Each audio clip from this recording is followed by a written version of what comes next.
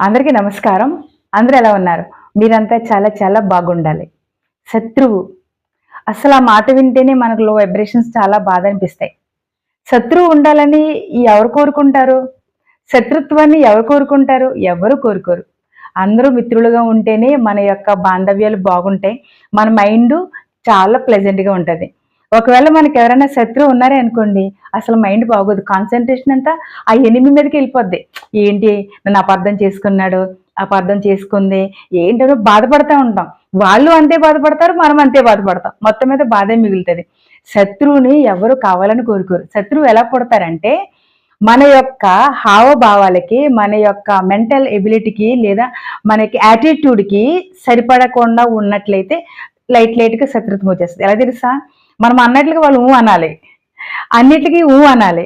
బావుందనాలి. ఏ పొరపాటు ఎలా ఉంది అంటే చాలు కొంచెం బాధొచ్చేస్తది. అలాగే యాటిట్యూడ్స్ వ్యతిరేకంగా బట్టి శత్రుత్వం పెరుగుతది.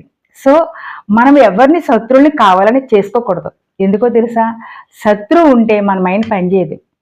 ఇంకా శత్రువులను గనక మనం తయారు చేస్తే మన జీవితానికే కొంచెం ఇబ్బందికరమైన పరిస్థితులు వస్తా ఉంటాయి. సో, మనము వాళ్ళలోకి వెళ్ళి చక్కగా అవినాభావ సంబంధాలు బాగా కుదుర్చుకొని రిలేషన్‌షిప్స్ బాగా పెంచుకున్నట్లయితే సూపర్‌గుంటది. సో, మనకి శత్రువు అనేవాళ్ళు ఉండకూడదు. ఉంటే వెంటనే సారీ చెప్పి, లేదు మనం ఫోన్ చేసి వాళ్ళతో చక్కగా మాట్లాడుకుని, వాళ్ళ భావాలు, మన భావాలు కలుపుకొని కాస్త తగ్గితే వాళ్ళ విషయంలో నష్టం లేదు. వాళ్ళని మనలోకి తెచ్చుకొని మనం వాళ్ళలోకి వెళ్ళి చక్కగా ఉన్నట్లయితే మిత్రత్వం పెరుగుతుంది. రిలేషన్‌షిప్ చాలా బావుంటాయి. మన ఆరోగ్యాలు కూడా చాలా బావుంటాయి. సో, మనకు అందరూ మిత్రులు ఉండాలి. ఆలోచిస్తే ఒక్క శత్రువు కూడా ఉండకూడదు. శత్రు శేషం ఉండకూడదు. అందరూ మిత్రులే ఉండాలి. Okay. Thank you for watching this video. నమస్తే.